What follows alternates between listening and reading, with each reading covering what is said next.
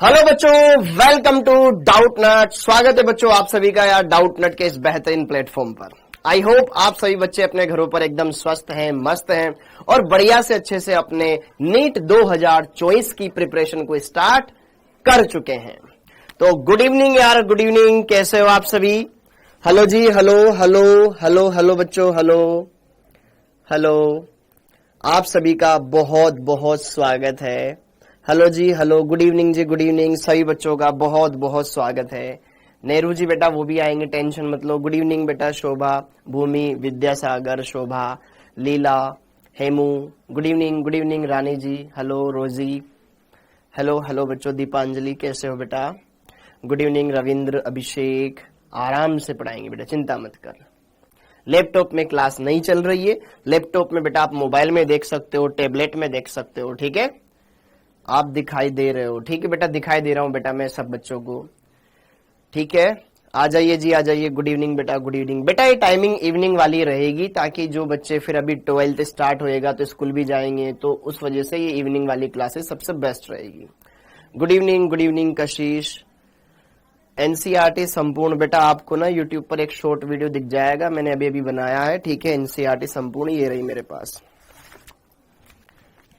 जिसका आप सब कर रहे थे बेसब्री से इंतजार। पेश है आपके सामने एनसीईआरटी संपूर्ण कुमार, नीट यूजी केमिस्ट्री मोल अवधारणा बाय कामेश्वर, ठीक है?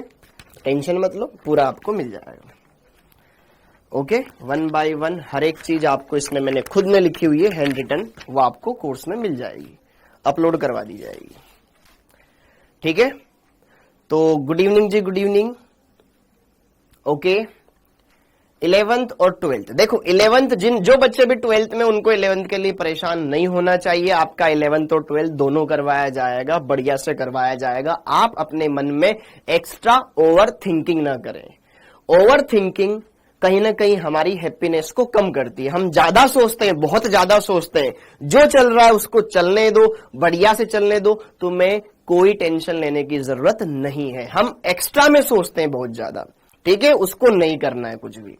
अपन ओवर थिंकिंग में जीते हैं, जिससे हमारी बहुत सारी चीजें बिगड़ जाती है।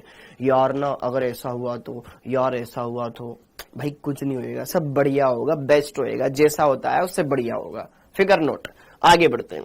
आज हम मोल अवधारणा के लेक्चर नंबर 3 पर, और आज हम क्या करने वाले हैं, कैसे करने वाले हैं, सारी चीजों को पहले तो मैं रिवाइज करवाऊंगा, देन आगे बढ़ूंगा, ठीक है?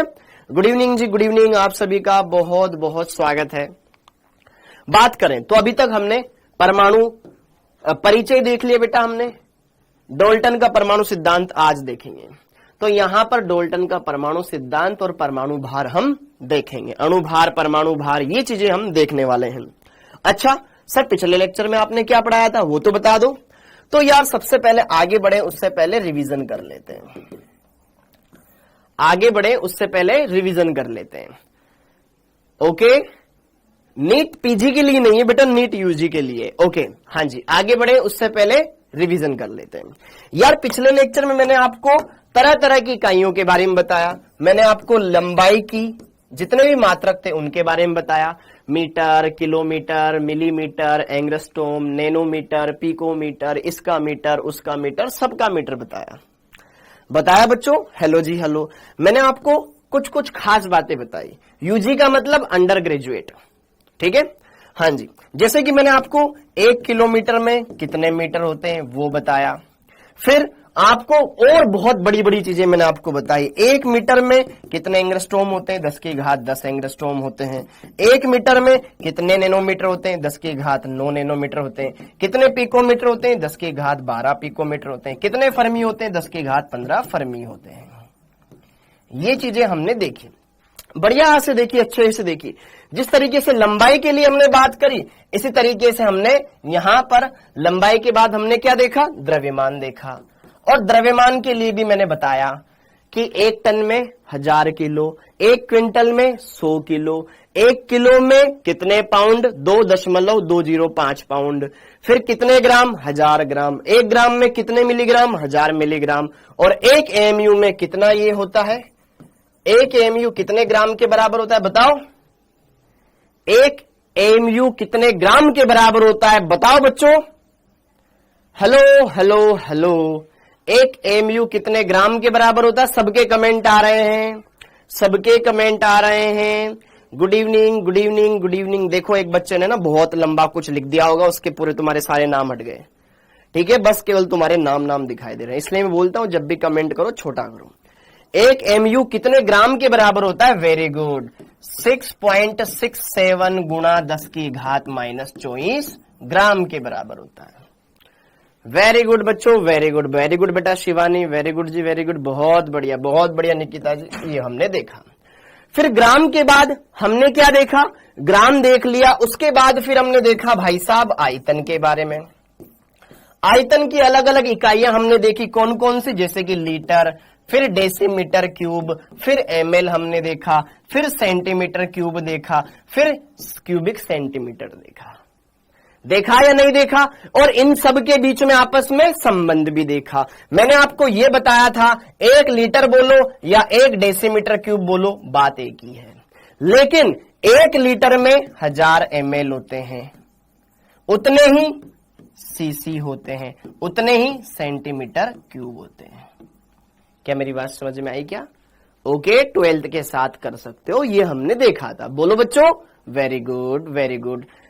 नैनोमीटर बेटा 10 की घात 9 लिखवाया है ना, सर्कल आपने नैनोमीटर गलत लिखवाया, 10 की घात 9, 10 की घात 9, 10 की घात 9 नैनोमीटर। ठीक है, यही तो लिखवाया है। वेरी गुड, बहुत बढ़िया, बहुत बढ़िया, वेरी गुड।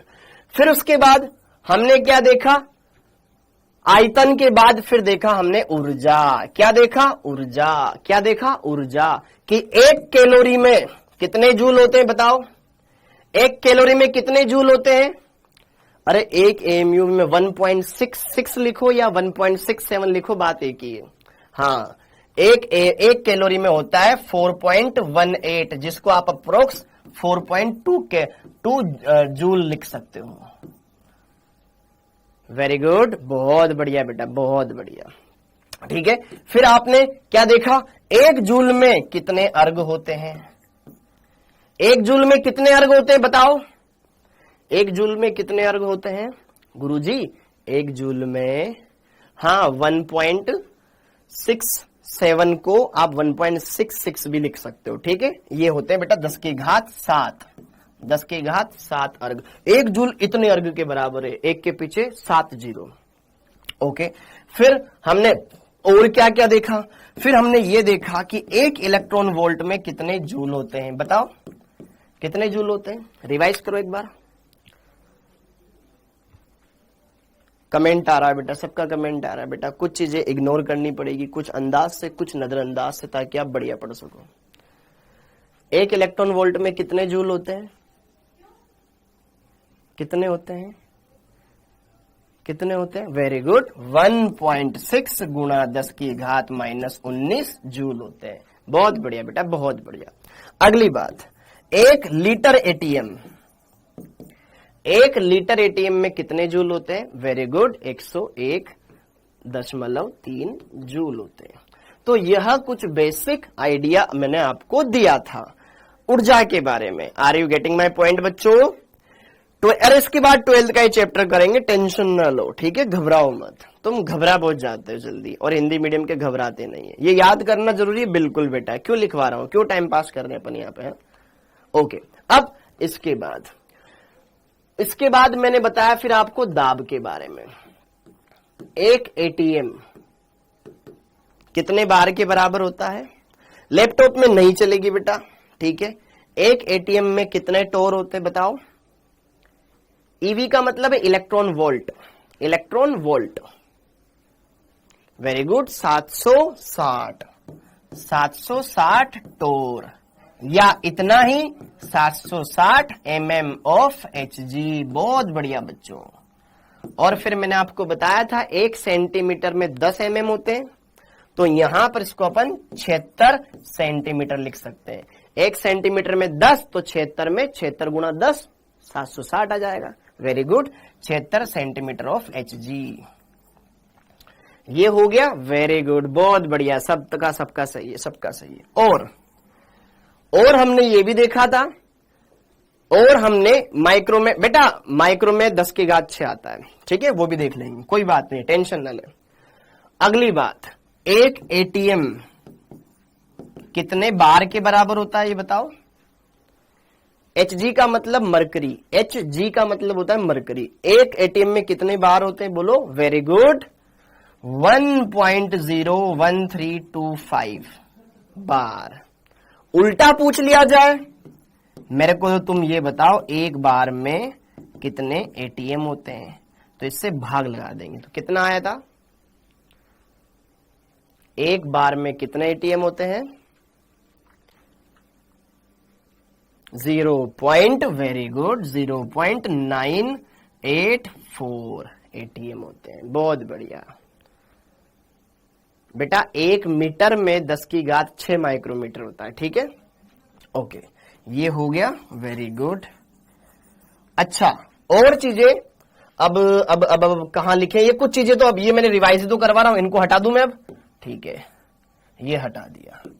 अच्छा, हमने ये भी देखा था कि एक बार कितने पास्कल के बराबर होता है बोलो। अरे लैपटॉप में नहीं चलेगी नरेंद्र जी बेटा, एक चीज बार बार मना पूछे। एक बार कितने पास्कल के बराबर होता है, 10 की घात 5। वेरी गुड, 10 की घात 5 पास्कल के बराबर होता है। तो यही चीज अगर मैं एक एटीएम और पास्कल के बीच में पूछूं तो कितना होएगा। एक एटीएम में कितने पास्कल होते हैं, मैं जानता हूं एक एटीएम में कितने बार होते हैं, उस हिसाब से निकाल देंगे। वेरी गुड बेटा चंद्रवीर, वेरी गुड। एक एटीएम में कितने बार होते हैं सर, पहले इसको हम पूछना चाह रहे थे कितने पास्कल होते हैं। चूंकि हम ये जानते हैं एक एटीएम बराबर होता है कितना, 1.01325 बार, और हम ये भी जानते हैं कि एक बार में होता है 10 की घात 5 पास्कल। तो यहां पे बार की जगह 10 की घात 5 लिख दो। 1.01325 गुणा 10 की घात 5 पास्कल या न्यूटन प्रति metre square. Very good Nikita, very good Diksha, very good Nikhil, hi Nagma ji, very good very good. सब बच्चे देख सकते हैं इसको। बहुत बढ़िया यार, बहुत बढ़िया। ठीक है, ये हो गया। अब आगे फिर इसके बाद मैंने आपको ये बताया था टेम्परेचर के बारे में। अगर तुम्हें डिग्री सेल्सियस में ताप दे रखा है और तुम्हें इसको केल्विन में बदलना है तो आप 273 जोड़ करके इसको केल्विन में कन्वर्ट कर सकते हो। बोलो। फिर मैंने आपको ये बताया था कि अगर तुम्हें डिग्री सेल्सियस और फ़ारेनहाइट के बीच में संबंध निकालना हो, फ़ारेनहाइट के बीच में संबंध निकालना हो तो 5/9 डिग्री फ़ारेनहाइट माइनस 32, ये वाला सूत्र लगा दे, काम हो जाएगा। ठीक है, तो चलिए कुछ क्वेश्चन कर लेते हैं। एटीएम का मतलब एटमॉस्फेयर, ये दाब की इकाई है बेटा, एटीएम ये दाब की इकाई है। तो पहला प्रश्न, निम्न में से कौन 7 मूल इकाइयों में उपस्थित है। बताया था मैंने आपको, निम्न में से कौन 7 मूल इकाइयों में उपस्थित है। सेफ सबके कमेंट आ रहे मेरे पास। 7 मूल इकाइयों में क्या जूल आता है, क्या न्यूटन आता है, क्या पास्कल आता है, क्या नहीं। क्या आता है, कैंडिला, प्रकाश की तीव्रता या ज्योति तीव्रता जिसे कहा जाता है, ये आता है। अगला, 2 लीटर वायुमंडल को अर्ग में बदलो, ये करके बताओ। क्या 2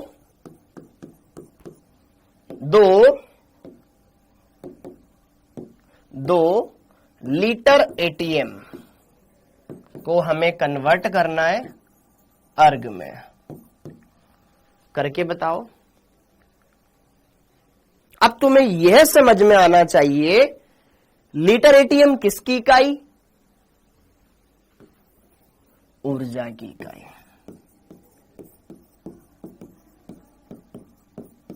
अर्ग भी किसकी इकाई, ऊर्जा की इकाई।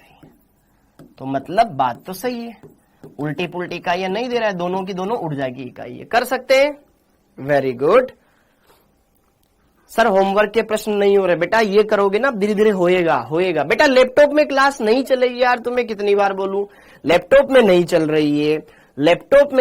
रही है, ठीक है। ये आप मोबाइल में देख सकते हो, आप टेबलेट में देख सकते हो, लैपटॉप में नहीं चलेगी, ठीक है। उसके लिए हम माफी चाहेंगे। आप इसमें देखो, हम उस पर काम कर रहे हैं, ठीक है। आपको लैपटॉप पे भी दिखा सके, टेंशन ना लो।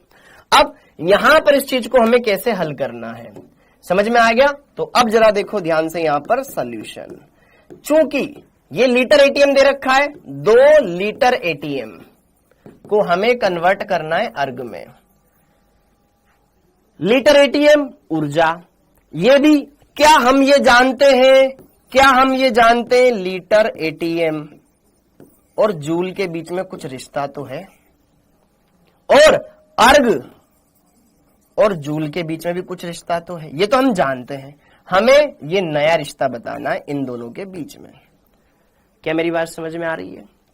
तो देखो ध्यान से, 2 लीटर एटीएम, चूंकि हम जानते हैं 1 लीटर एटीएम बराबर कितने जूल होते हैं बेटा, इन दोनों के बीच का रिश्ता, 1 लीटर एटीएम में कितने जूल, 101.3 101.3 जूल होते हैं। और हम ये भी जानते हैं 1 जूल बराबर 10⁻7 अर्ग होता है। हाँ या ना? क्लियर हो गया? ओके। अतः 1 लीटर, ये वाली वैल्यू, ये अर्ग, ये जूल, ये 1 जूल है, यहां पर इतने जूल है, तो 1 जूल इतने के बराबर, तो इतने जूल गुणा कर देंगे। 1 लीटर एटीएम बराबर हो जाएगा 101.3 गुणा 10⁻7 अर्ग। तो 1 लीटर एटीएम इतने अर्ग के बराबर, तो 2 कितने, गुणा 2 कर दो गुरुजी। इसलिए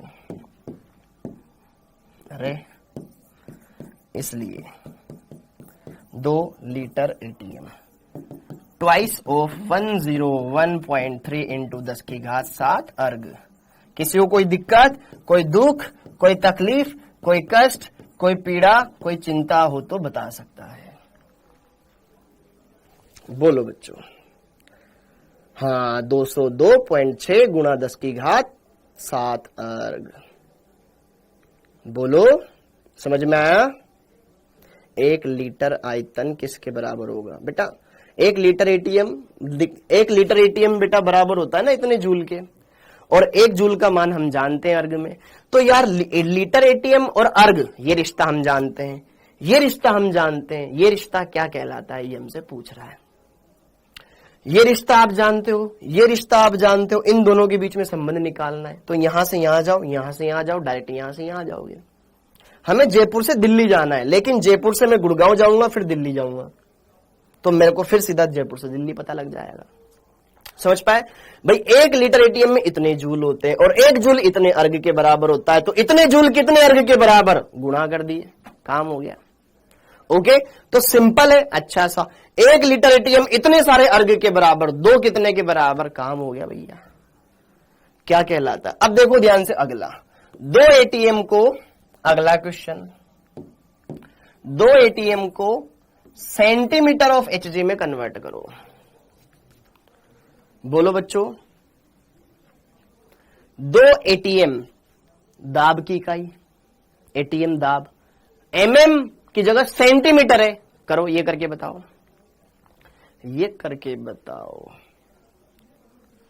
बेटा ये सबके लिए क्लास है, ये अच्छे से होगी, कॉमन बेटा, टेंशन मत लो, ठीक है। अब जरा देखो ध्यान से, इसको हल करते हैं। 1 एटीएम, चूंकि हम जानते हैं 1 एटीएम में कितने सेंटीमीटर होते हैं, 76 होते हैं, 76 सेंटीमीटर ऑफ एचजी होता है। इसलिए 2 एटीएम बराबर कितना हो जाएगा, दुगना कर दो। अरे एक बार ये सीख लो, ठीक है, अभी आगे का काम तो बहुत अच्छे से हो जाएगा फिर तुम्हारा। लो कर लो बात, दुगना कर देंगे। वेरी गुड, सबका सही आ रहा है, बहुत बढ़िया बेटा, बहुत बढ़िया। अगर ये एमएम में पूछता तो 1 जीरो और लगा देते, एमएम में पूछता तो ये 12, 15, 20 हो जाता एमएम ऑफ एचजी। क्या ये चीज समझ में, क्या तुम्हें याद है? हाँ हमें याद है। बोलो, are you getting my point? Okay, बोलो जी बोलो। अरे नरेंद्र नागर क्यों परेशान हो रहे हो बेटा, काहे थक रहे हो? एक मोबाइल में देख सकते हो ना बेटा, आप मोबाइल में देख लो यार। ओके, अगला क्वेश्चन। हाँ जी, 20 डेसीमीटर क्यूब बराबर हाउ मच ml, ये बताओ डॉक्टर कुशाल मौर्य। अरे भाई, ये हम ये जानते हैं ना, 1 सेंटीमीटर 10 mm के बराबर होता है, तो इतना सेंटीमीटर कितने के बराबर होगा, गुना 10 कर दिया। ओके, ये बताओ 20 डेसीमीटर क्यूब, डेसीमीटर क्यूब आयतन में पढ़ाया था सर ने, और 1 लीटर और 1 डेसीमीटर क्यूब बराबर होता था। 1 लीटर में इतना ml होता था। खड़ लेंगे खटाखट खटाखट खटाखट खटाखट, डोंट पैनिक, इट्स ऑर्गेनिक तो नहीं है ये, बट कर सकते हैं। देखो, चूंकि हम जानते हैं 1 लीटर और 1 डेसीमीटर क्यूब बराबर होता है, और ये कितने ml के बराबर होता है, 1 लीटर में 1000 ml होते हैं कि नहीं होते हैं? क्या हमें ये याद है? 1 लीटर में 1000 होते हैं, तो 20 लीटर में कितने होंगे, गुना 20 कर देंगे ना लल्ला।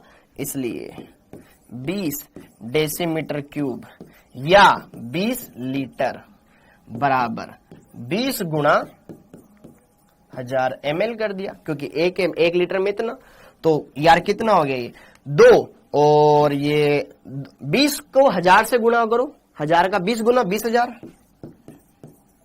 ठीक है, या 2 गुना 10 की घात 4 ml।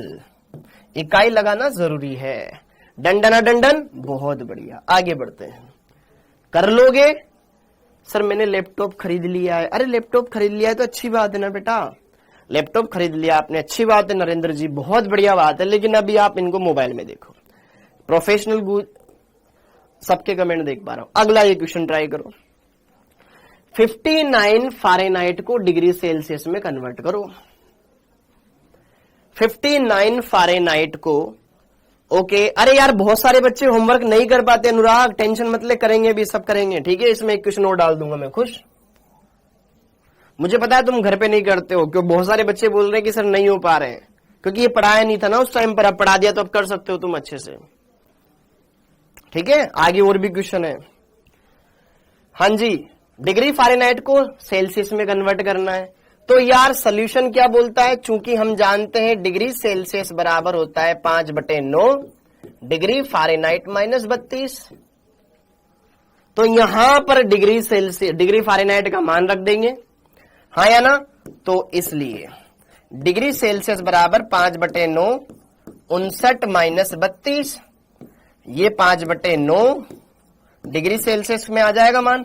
59 में से 32 गए, 9 में से 2 गए 7, 2 में से 3 गए 2, 5 में से 3 गए 2, 9 से 27 कट जाएगा 3 बार, 15 गुना 3 गुना 15, 5 गुना 3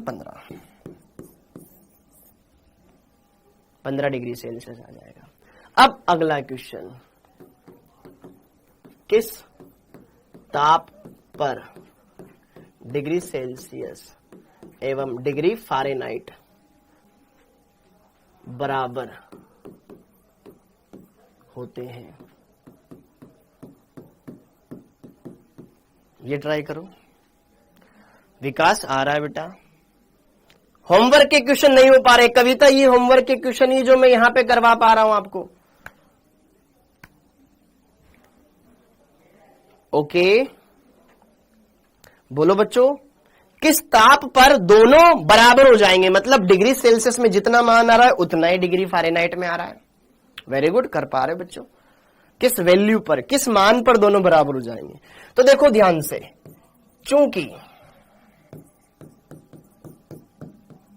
हम जानते हैं डिग्री सेल्सियस बराबर होता है 5/9 डिग्री फ़ारेनहाइट माइनस 32। अब दोनों बराबर है, दोनों बराबर है, मतलब डिग्री सेल्सियस की जगह डिग्री फ़ारेनहाइट भी लिख सकते हो, या फ़ारेनहाइट की जगह डिग्री सेल्सियस भी रख सकते हो, या दोनों को कोई नया मान लो x। अरे नरेंद्र कुमार बेटा, तुम पढ़ नहीं रहे हो, बस तुम कमेंट ही कमेंट करे जा रहे हो यार।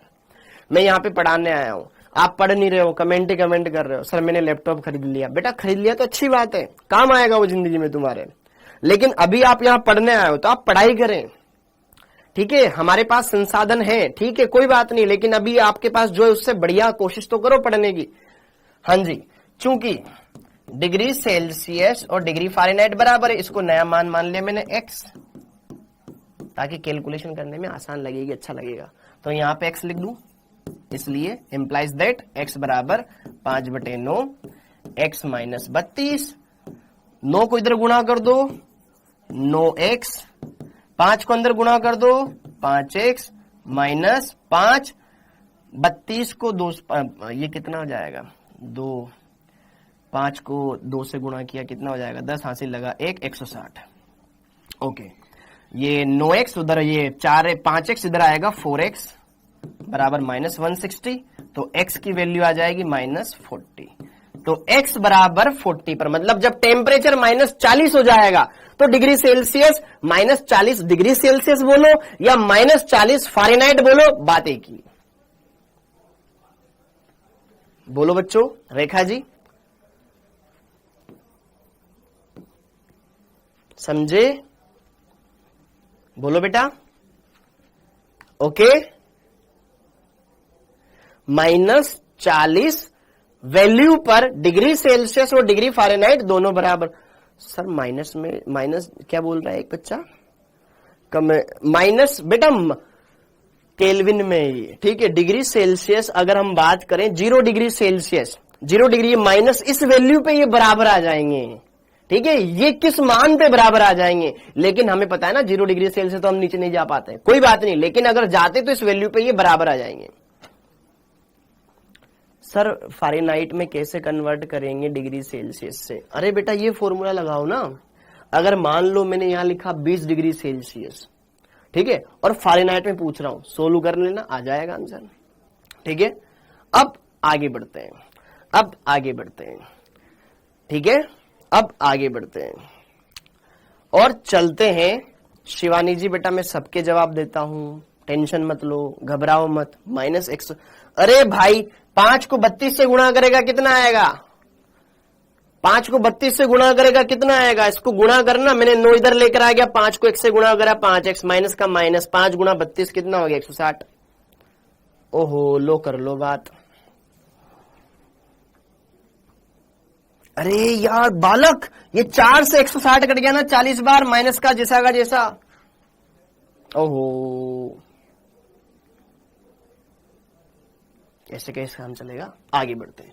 अब डाल्टन का परमाणु सिद्धांत, डाल्टन एटॉमिक थ्योरी, ये आई थी 1808 में, जब इलेक्ट्रॉन, प्रोटॉन, न्यूट्रॉन किसी की भी खोज नहीं हुई थी। बेटा किसी में भी ले सकते हो, वो डिग्री सेल्सियस भी ले सकते हो, डिग्री फ़ारेनहाइट भी ले सकते हो। अभिषेक कुमार, ओके यार तुम्हें फिजिक्स वाले सर ने भी कैलकुलेशन सिखाई है ना, बेसिक मैथमेटिक्स। अब तुम्हें भाग देना ही नहीं आता है, ठीक है। मैंने कल बच्चों को ही पूछा, आज मैंने सर से पूछा कि मैंने ना इनको माइनस 10 की घात माइनस 3 का, सॉरी 10 की घात माइनस 2 का क्यूब पूछा, ओके। तो बच्चे बोल रहे कि सर फिजिक्स वाले सर ने ऐसा बताया। भाई बताया दोनों ने सही है, लेकिन तुम कर कैसे रहे हो वो इंपॉर्टेंट है, ठीक है, ओके। हाँ जी, अब यहां पर चलो आगे बढ़ते हैं। हाँ 0 डिग्री सेल्सियस से लो टेम्परेचर, 0 डिग्री सेल्सियस से आप लो टेम्परेचर पर जा सकते हो बेटा। 0 केल्विन संभव नहीं है, 0 डिग्री सेल्सियस संभव है भाई। एक बोल रहा है सर 0 डिग्री सेल्सियस से तो नीचे जाना संभव ही नहीं है। बेटा बर्फ किस पे जमाता है तू? बर्फ तो माइनस में ही जमती है ना। 0 डिग्री सेल्सियस से नीचे जाना संभव है, लेकिन 0 केल्विन प्राप्त करना असंभव, उसको बोलते हैं परम शून्य ताप, ठीक है। Only for your kind information मैं बता दूं। अब वापस से टॉपिक पर आते हैं। अब किसी की बात नहीं सुनूंगा, आप मेरी बात सुने। Dalton's atomic theory, Dalton's atomic theory पर अब हम आते हैं और अब हमारा मेन पार्ट स्टार्ट होता है। यार जो हमने पदार्थ को डिस्ट्रीब्यूट किया, पदार्थ के बारे में हमने पढ़ा, तो प्रत्येक पदार्थ, डाल्टन साहब सबसे पहले आए जब न तो इलेक्ट्रॉन की खोज हुई थी, न प्रोटॉन की खोज हुई थी, न न्यूट्रॉन की खोज हुई थी, न ही वैद्युत चुंबकीय तरंगे हमारे समझ में आई थी। तब तक हमने इनके बारे में नहीं जाना था। तो उस टाइम पर जॉन डाल्टन नाम ने सिद्ध वैज्ञानिक ने कुछ बातें बताई, और वो बातें धीरे धीरे धीरे धीरे धीरे धीरे धीरे धीरे अच्छे से यहां पर सारी चीजें क्लियर हो जाएगी। वो क्या था, इन्होंने क्या बोला, कुछ पॉइंट है जो हमें डायरेक्ट समझना है, काम चलाना है और आगे बढ़ना है। हाँ, प्रत्येक पदार्थ छोटे छोटे कणों से मिलकर बना होता है। अगर मैं बात करूं इस पेन की, या ये मानव शरीर, या ये पेन, या जिस पर मैं पढ़ा रहा हूं, ये सब छोटी छोटी चीजों से मिलकर बना होता है। ठीक है, जब चिड़िया घोंसला बनाती है तो एक एक तिनका तिनका उठाकर लेकर आती है। उस एक एक तिनके को हम परमाणु कहेंगे। अगर मैं बात करूं पूरे घोंसले के साथ, जैसे कि मकान ईंटों से बनता है, एक ईंट उसके लिए परमाणु हो जाएगा। तो प्रत्येक पदार्थ कुछ छोटे छोटे कणों से मिलकर बना होता है, मिलकर बना होता है, जिन्हें एटम कहा जाता है, जिसे परमाणु, एटम कहा जाता है। सबने सुना होगा ये नाम, क्लास 10th में सुना होगा, 11th में, 12th में, जो बच्चे ड्रॉपर हैं उन्होंने तो सुना ही होगा। Very good, okay. यूं ही नहीं आशियाना बनता है, एक तिनका तिनका उठाना पड़ता है। तो वही यहां पर ये एक तिनका तिनका उठा करके हम लेकर आए हैं। अगला, दूसरी बात, डाल्टन साहब ने बोला कि परमाणु को विभाजित नहीं किया जा सकता। भाई साहब, परमाणु अविभाज्य है, परमाणु अविभाज्य। वही बातें जो हमारे काम की वही लिखेंगे, अविभाज्य होता है डाल्टन के अनुसार। ठीक है, अगली बात, अब इन्होंने तत्वों के बारे में भी बताया कि एक तत्व के जितने भी परमाणु होते हैं उनके गुण एक जैसे होते हैं, अलग अलग तत्वों के परमाणुओं के गुण अलग अलग होते हैं। अच्छा देखो, एक तत्व के सभी परमाणु समान गुणधर्म वाले होते हैं, परंतु अन्य तत्वों के आचार्य कणाद, अरे वेरी गुड बेटा, वेरी गुड गरिमा जी, हाँ वो तो है ही सही। अपनी इंडियन जो खोज है बेटा वो ऑलरेडी बहुत पहले से चल रही है गरिमा जी, वेरी गुड बेटा। परंतु अन्य तत्वों के परमाणुओं, इसको लिख लो, इसमें कोई ज्यादा खास चीज अपन को देखनी नहीं है, बस लिखो, आगे बढ़ो। अन्य तत्वों के परमाणुओं से भिन्न होते हैं। बोलो गरिमा जी, हाँ समझ गया बेटा, मैं आपकी बात समझ गया। क्लास फ्री नहीं चलेगी, नहीं चलेगी बेटा, एक लिमिट के बाद नहीं चलेगी। आज लास्ट है। तो यार कहीं ना कहीं भैया, मतलब कि each substance made up of small teeny particles, these particles are known as atom. Okay, or atom is indivisible particle. Atoms of an element shows similar properties, but different atoms, different elements shows different properties. तो वही बात यहां पर है, अच्छे से आप इनको समझ सकते हैं। काम की बात ये थी। अगली बात, जैसे कि उदाहरण, अगर मैंने बोला हाइड्रोजन तत्व, हाइड्रोजन तत्व जैसे ही बोला तो मेरी खोपड़ी में आना चाहिए सिर्फ हाइड्रोजन ही हाइड्रोजन के परमाणु।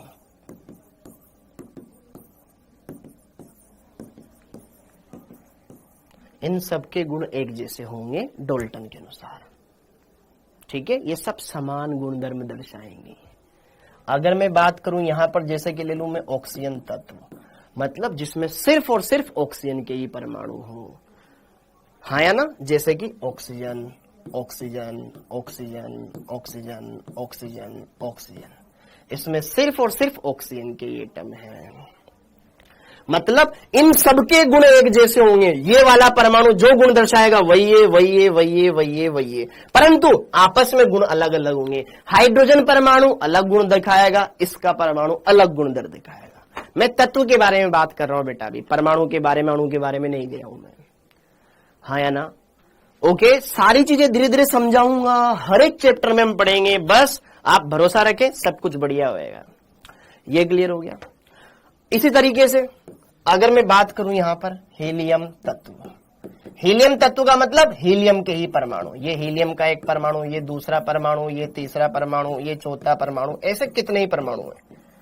तो इनके गुण अलग होंगे इनसे, इनके गुण अलग होंगे इनसे, इनके सबके गुण एक जैसे, इनके सबके गुण एक जैसे, इनके सबके गुण एक जैसे होंगे। समझ में आया क्या बेटा? बोलो बोलो बोलो बोलो। अगली बात, अणु ये क्या करते हैं, अब आगे देखो। अगली बात, ये पॉइंट हो गए। एक ही तत्व के परमाणु जब मिलेंगे तो वो तत्व के अणु का निर्माण करते हैं। छोटी सी बात मगर प्यारी बात, एक तत्व के परमाणु मिलकर तत्व का अणु बनाते हैं, अणु बनाते हैं। जैसे कि H2 अणु होता है ना, H2 अणु, इसमें क्या है, हाइड्रोजन ही तत्व है, हाइड्रोजन हाइड्रोजन मिलकर के H2 बना रहा है। समझ में आया अजय? इसी तरीके से अगर मैं बात करूं O2 अणु, इसमें ऑक्सीजन तत्व मिलकर के O2 अणु का निर्माण कर रहा है। हाँ या ना आदित्य जी? आदित्य बिल्कुल बेटा सही जगह है आप। अगली बात, हाँ अब जरा देखो ध्यान से, अगर मैं बात करूं P4 अणु, ये कौन है? P4 phosphorus. तो फोस्फोरस में फोस्फोरस तत्व है, P4 में फोस्फोरस तत्व है, ये रिपीट होकर के फोस्फोरस के परमाणु मिलकर के P4 अणु बना रहे हैं। इसी तरीके से अगर मैं बात करूं एसेट अणु, सल्फर एसेट के रूप में पाया जाता है, जिसमें एसेट, हाँ लाइव बेटा, मैं लाइव बेटा लाइव, ठीक है, इसमें सल्फर तत्व पाया जाता है।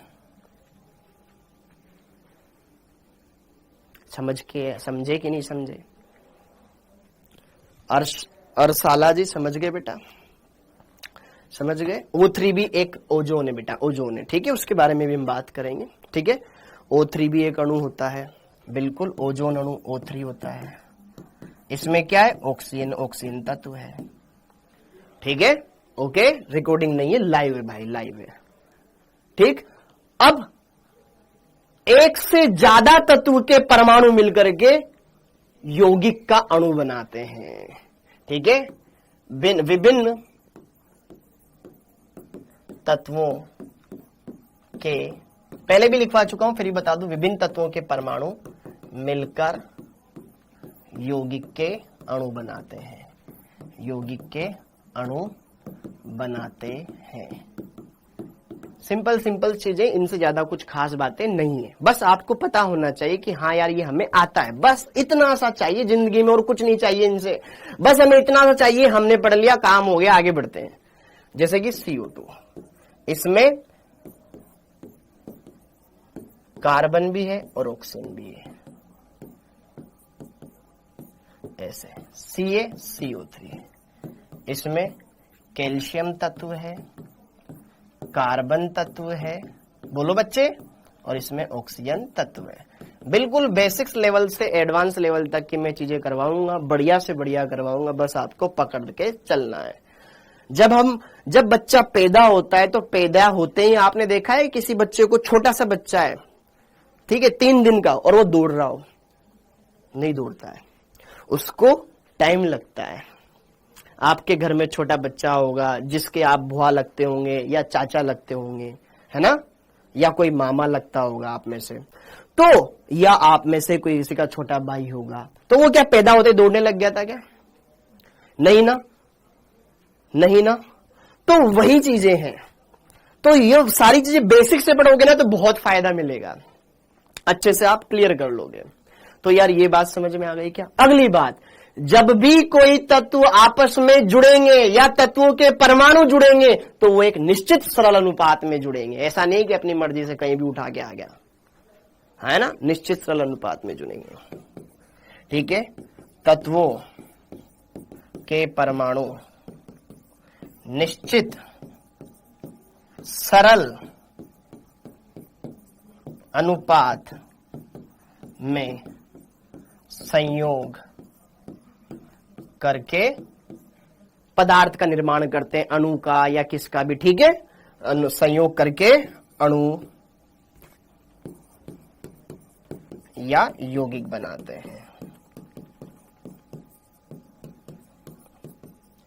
हैं, राइटिंग सही लग रही बेटा आपको? ऑक्सीजन तत्व है ना बेटा, क्यों नहीं है? है, बिल्कुल है। पूरी आवर्त सारणी में जितने भी आप पढ़ते हो सब तत्व ही तो हैं, बस वो कोई द्विपरमाणविक अणु के रूप में विद्यमान होता है, जैसे कि फास्फोरस P4 के रूप में पाया जाता है, ऑक्सीजन O2 के रूप में पाया जाता है। ओके, जैसे कि देखो उदाहरण H2O, H2O में 2 तो हाइड्रोजन है, 1 ऑक्सीजन है, तो 2:1 में ये संयोग करेंगे, चाहे हाइड्रोजन कहीं से भी लाओ, ऑक्सीजन कहीं से भी लाओ, इनकी संख्या फिक्स रहेगी। ये संख्याएं हैं, 2 हाइड्रोजन पर 1 ऑक्सीजन। इसी प्रकार से CO2, 1 कार्बन पर 2 ऑक्सीजन। अमोनिया में 1 नाइट्रोजन पर 3 हाइड्रोजन। ऐसे कितने भी ले सकते हो आप, जितने आपके मन में आ रहे हैं, जैसे HF, 1 हाइड्रोजन पर 1 फ्लोरीन आदि। समझ में आया? अरे यार धीरे धीरे रुको ना, नाइट्रिक एसिड होता है, हाँ होता है। अगला, न तो परमाणु को पैदा किया जा सकता है, न ही नष्ट किया जा सकता है। एटम को न तो बनाया जा सकता है और न ही नष्ट किया जा सकता है, नष्ट किया जा सकता है। ठीक है, फटाफट से लिख लो, कोई ज्यादा खास चीजें है नहीं इसमें, खत्म। हाँ भाई, HNO3 नाइट्रिक अम्ल होता है। और बोल, शोरे का अम्ल। सर क्लास 2 दिन और फ्री कर देना बेटा, यार मानो मेरी बात, नहीं हो पाता है। ऑक्सीजन एलिमेंट है, शुभम शुभम। बोलो, ये चैप्टर कितने लेक्चर में खत्म होएगा बेटा? मैंने टारगेट रखा है 10 लेक्चर का, 8 से 10 लेक्चर का। ठीक है, atom neither be created nor be destroyed. ठीक है, एटम को न तो उत्पन्न किया जा सकता है, न ही नष्ट किया जा सकता है। आप अपनी इच्छा से कोई नया एटम नहीं बना सकते हो। ठीक है, ओके, बोलो बेटा। डंडना डंडन। अरे नरेंद्र नागर साहब, नरेंद्र जी बेटा, नरेंद्र जी, आपके चरण कमलों पर मैं प्रणाम करता हूं। बार बार एक एक चीज मत लिखो, परेशान हो जाओगे आप ही परेशान हो रहे हो, मैं तो इग्नोर कर रहा हूं उसको। ठीक है, आगे बढ़ते हैं। हाँ जी, आप जो चीज चल रही है उसमें खुश नहीं हो, तब उसका फिटकरी का फॉर्मूला बेटा बताएंगे, आगे बताएंगे। ठीक है, ये हो गया इतना। अब हमने ये देख लिया, अब यार इसमें कुछ तो कमियां रही होगी, हाँ है ना? जब भी कोई नया वैज्ञानिक आता है तो पहले पुराने वाले की बुराई करेगा ना, तभी तो उसका काम चलेगा, हाँ है ना? तभी तो पब्लिक बोलेगी ना, हाँ यार बात तो सही कह रहा है तू, यार पुराने वाले में कुछ तो झोलता, पुराने वाले में कुछ तो झोलता।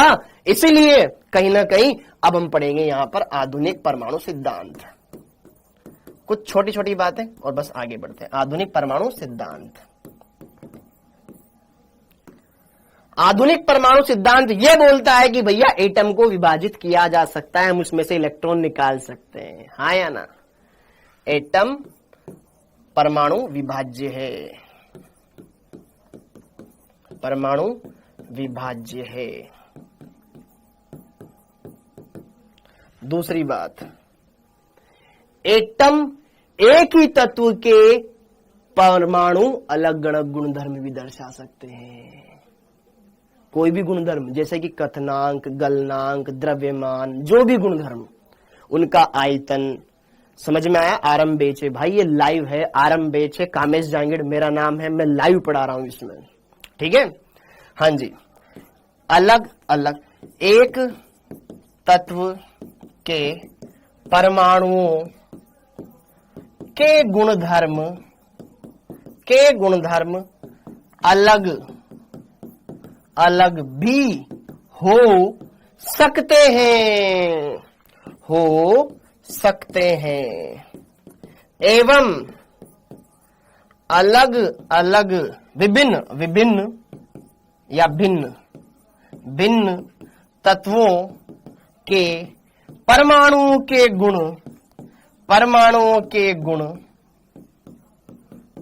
समान भी हो सकते हैं, बस खत्म। फिर आगे ये कहानी स्टार्ट करते हैं। हाँ या ना? 12th का फर्स्ट चैप्टर स्टार्ट होएगा बेटा जी, 12th का फर्स्ट चैप्टर स्टार्ट होएगा, इस चैप्टर के जस्ट बाद विलियन वाला चैप्टर। पहले अपन मोल पढ़ ले, सांद्रताओं के बारे में जान ले, तो फिर वो अगला वाला अच्छे से कर लेंगे ना बेटे। ठीक है, क्या ये बात समझ में आ गई? हट गया मैं साइड में, ठीक है, ओके। तो ये चीजें कहीं ना कहीं अब हम समझ पा रहे हैं कि यार एटम को विभाजित किया जा सकता है। हमने पढ़ा कि यार इलेक्ट्रॉन की खोज हुई, फिर वहां पे बोहर वगैरह आया था, बोहर ने बोला कि भैया एटम से इलेक्ट्रॉन निकाला जा सकता है। ऐसी बहुत सारी चीजें हैं, ओके। देखो उदाहरण, सर कैसे कैसे कैसे सर मेरे को समझाइए, तो लीजिए बेटा आपके सामने उदाहरण। क्या आपने समस्थानिकों का नाम सुना है? क्या आपने समस्थानिकों का नाम सुना है? एक तत्व के परमाणुओं का गुणधर्म अलग अलग हो सकता है, जैसे कि समस्थानिक, जैसे कि हाइड्रोजन के समस्थानिक। समस्थानिक मतलब समान परमाणु, लेकिन उनके परमाणु भार अलग अलग। 1H1, 1H2, 1H3, इसका नाम है प्रोटियम। प्यार से हम इसे प्रोटियम बोलते हैं। इसको हम ड्यूटेरियम बोलते हैं, इसको हम ट्राइट्रियम बोलते हैं। है तीनों ही हाइड्रोजन के परमाणु, लेकिन बाबू इसका परमाणु भार 1 है, इसका 2 है, इसका 3 है। जो माथे पे लिखा हुआ है वो इनकी परमाणु संख्या, सॉरी इनकी द्रव्यमान संख्या। समझ में आया? वो अलग अलग है, एक ही तत्व के हैं लेकिन सेम रोए ये जरूरी नहीं है। किसने कहा? नहीं हो सकता जरूरी हर बार। समझ में आया? समझ में आया? ये देखो अगला, अगर मैं बात करूं आर्गन की, अगर मैं बात करूं कैल्शियम की, आर्गन आता है 18 नंबर पर, कैल्शियम आता है 20 नंबर पर। Are you getting my point? Argon का परमाणु भार होता है 40, कैल्शियम का भी होता है 40। अलग अलग परमाणु है, परमाणु भार समान है, गुणों में समानता आ गई, तो यह भी संभव है। एक तत्व के सभी परमाणुओं का गुणधर्म सेम हो जरूरी नहीं है, अलग भी हो सकता है। अलग अलग तत्वों के परमाणुओं के गुणों में समानता हो, यह भी संभव है। तो ये हो गया। अब हमारे ये नियम क्या काम में आया? यहां से हमें एक बहुत इंपॉर्टेंट कॉन्सेप्ट समझना होता है, जिसका नाम है, समझ में आया क्या? हाँ, वेरी गुड बच्चों, वेरी गुड। ठीक है, ये तो बेटा आधुनिक परमाणु सिद्धांत किसने भी नहीं दिया, मतलब ये हर एक सिद्धांत से हमें कुछ कुछ ये सीखने को मिली। डोल्टन साहब आए, उन्होंने ये कमियां बताई, फिर धीरे धीरे धीरे हमारी केमिस्ट्री में धीरे धीरे विकास होता गया ना। फिर बोहर साहब आया, बोहर ने बहुत कुछ चीजें बता दी यार। ठीक है, ओके। तो ये धीरे धीरे चीजों से मिलकर के निकाला हुआ स्वरूप है। हम आवर्त सारणी में इन चीजों को पढ़ते हैं। क्या समझ में नहीं आया? देखो, कोई भी परमाणु है X, ये उसका प्रतीक चिन्ह है। पैरों में लिखा हुआ है Z, Z होता है उसका परमाणु क्रमांक। ये है बेटा उसका परमाणु क्रमांक।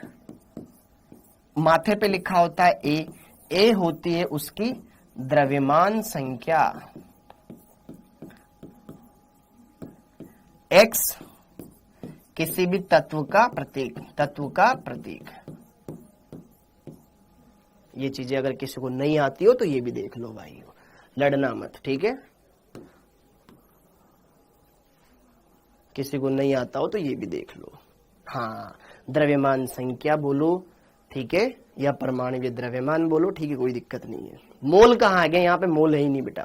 तो यहाँ पे देखो, ये तत्व का प्रतीक चिन्ह आर्गन, ये 18 परमाणु क्रमांक, 40 द्रव्यमान संख्या है। मोल कॉन्सेप्ट चल रहा है बेटा, मोल कॉन्सेप्ट चल रहा है, बस ये उदाहरण मैंने बताया है। ठीक है, ओके, ठीक है बच्चे, आगे। हाँ, पहले फिजिकल केमिस्ट्री पढ़ा रहा हूं ना, तो अब अपने स्टार्ट होता है इस डोल्टन के परमाणु सिद्धांत से संबंधित एक बहुत ही इंपॉर्टेंट चीज जो हमें यहां पे समझने को मिलेगी, वो है आपेक्षिक परमाणवीय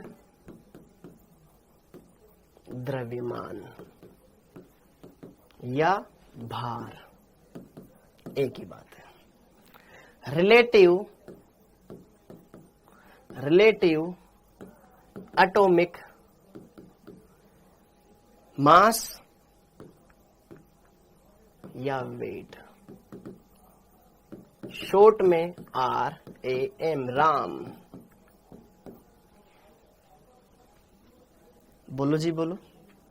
सॉलिड स्टेट बेटा लास्ट में पढ़ेंगे, वो तुम्हारे बोर्ड से हट चुका है। बोलो। हाँ वेरी गुड। आपेक्षिक परमाणुवीय द्रव्यमान, देवडोन आ गया। अरे क्या बात है लल्ला, इस बार बढ़िया से पढ़ना। तो कहीं ना कहीं यहां पर अगर हम बात करें आपेक्षिक परमाणुवीय द्रव्यमान का जो कॉन्सेप्ट था ना, वो डोल्टन से ही आया था। और डोल्टन ने क्या बोला कि हमें हाइड्रोजन के बारे में पता है, बाकियों के बारे में नहीं पता, तो हाइड्रोजन के सापेक्ष ज्ञात कर सकते हैं। क्योंकि पहले यह माना जाता था कि परमाणु भार भी एक पूर्ण संख्या होती है, लेकिन कुछ का मान दशमलव में भी आता है। तो फिर ना इस फॉर्मूले में समय के साथ धीरे धीरे चेंज किया गया। क्या किया गया? समय के साथ साथ बदलाव किया गया। पहले हाइड्रोजन के सापेक्ष देखा गया, फिर डोल्टन ने बोला नहीं नहीं यार कुछ गड़बड़ी आ रही है। कैसे चेक करते हैं? देखो, प्रायोगिक मापन करते हैं स्पेक्ट्रोस्कोपी से, जो एमएससी में पढ़ाया जाता है, वहां पर पढ़ाया जाता है। वो अपने सिलेबस में नहीं है, तो हमें उनके बारे में नहीं पता करना है। प्रायोगिक, भाई प्रैक्टिकली मैंने मान लिया कि कोई तत्व है, उसका भार कितना है, वो तो हम एमएससी में पढ़ते हैं। स्पेक्ट्रोस्कोपी एक पूरा की पूरी ब्रांच होती है, स्पेक्ट्रोस्कोपी, मास स्पेक्ट्रोस्कोपी, उसमें हम पढ़ते हैं। ठीक है, अपने को यहां पर नहीं पढ़ना है। हमें जो डोल्टन साहब ने बोला, फिर उनके बाद में 1961 में जो बदलाव हुआ उसको पढ़ना है और आगे चलना है। समझ में आ गया? तो यार डोल्टन ने किसी भी तत्व के परमाणु भार या परमाणु द्रव्यमान को हाइड्रोजन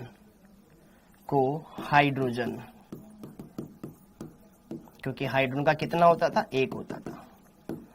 हाइड्रोजन के संदर्भ में बताया,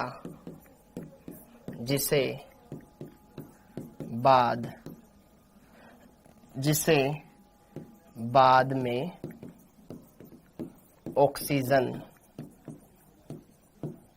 O, जिसका परमाणु भार होता है 16 के सापेक्ष बताया गया। ये किसके अकॉर्डिंग? डोल्टन साहब के अकॉर्डिंग। समझ में आ गया बेटा? ये मेरी पहली बात समझ में आ गई कि डोल्टन साहब ने ये बताया कि भैया हाइड्रोजन के सापेक्ष किसी भी तत्व का परमाणु भार ही कहलाता है उसका आपेक्षिक परमाणु द्रव्यमान, या फिर ऑक्सीजन के सापेक्ष। लेकिन फिर 1961 में एक बदलाव किया गया कि नहीं, कार्बन 12 लो, बेस्ट है, क्योंकि इससे जो वैल्यू आती है ना ज्यादा एक्यूरेट आती है, इस प्रैक्टिकल मान से ज्यादा मेजर करता है अच्छी तरीके से। बोलो, ये डोल्टन साहब के अनुसार है, अपने कोई काम का नहीं है, बस तुम्हें पता होना चाहिए। ठीक है, तो अकॉर्डिंग टू डोल्टन साहब ने क्या बोला कि जब आप रिलेटिव एटॉमिक मास निकालते हो, आपेक्षिक परमाणुवीय द्रव्यमान निकालते हो, तो हम हाइड्रोजन के हिसाब से निकाल सकते हैं। नहीं, हम ना ऑक्सीजन के सापेक्ष निकाल सकते हैं। फिर उन्होंने बोला अरे यार छोड़ो ना यार, गलत आ रहा है कैलकुलेशन, कार्बन के बाद सापेक्ष निकालो, ज्यादा एक्यूरेट आएगा। हमें सिर्फ एक फॉर्मूला निकालना है, जो याद रखना है वो मैं भी बता रहा हूं तुम्हें। समझ में आया बेटा शिल्पी? Very good. तो अकॉर्डिंग टू डोल्टन के अनुसार क्या आपेक्षिक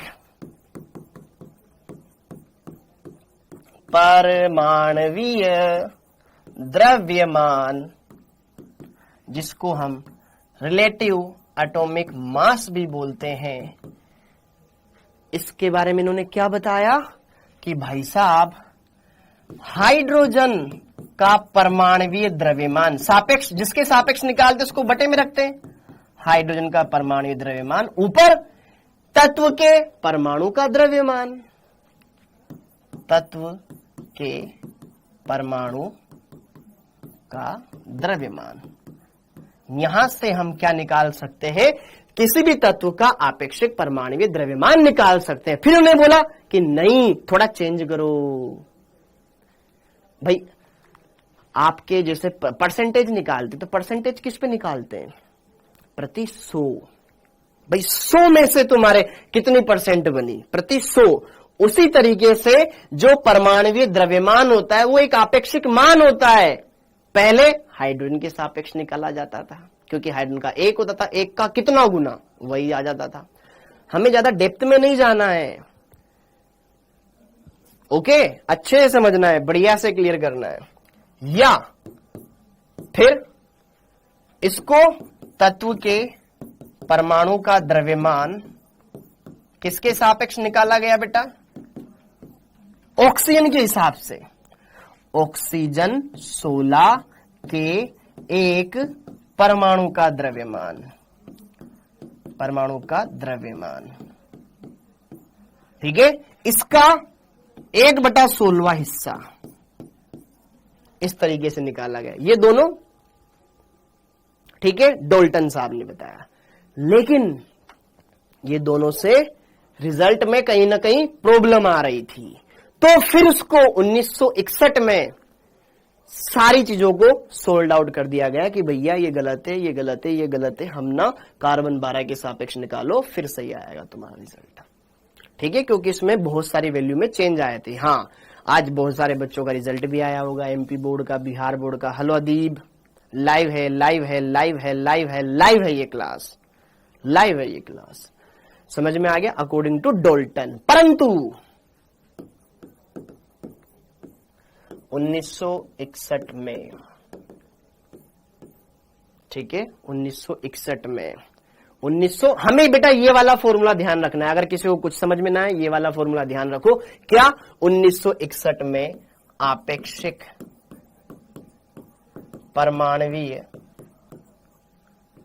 आपेक्षिक परमाणुीय द्रव्यमान के लिए कार्बन 12 के एक परमाणु के द्रव्यमान को मानक माना गया। कोई भी चीज में रटवाऊंगा नहीं आपको, हर एक का कारण बताऊंगा। कोई भी चीज रटवाऊंगा नहीं, हर एक चीज को बढ़िया से मैं पढ़ाऊंगा, टेंशन मत लो। कोई भी चीज को हम रटेंगे नहीं। तो फिर आधुनिक परिभाषा क्या है इसकी, आधुनिक परिभाषा क्या है, आइए चलिए उसको समझे। आधुनिक परिभाषा क्या है, उसका सिर्फ एक फॉर्मूला देखना है और हमें आगे बढ़ना है। कभी काम नहीं आएगा वो फॉर्मूला, बस हमें पता हो जाए कि अच्छा ऐसे निकाला था क्या, बस, और कोई मतलब नहीं उसका, ठीक है। हाँ जी, रिया जी धन्यवाद बेटा।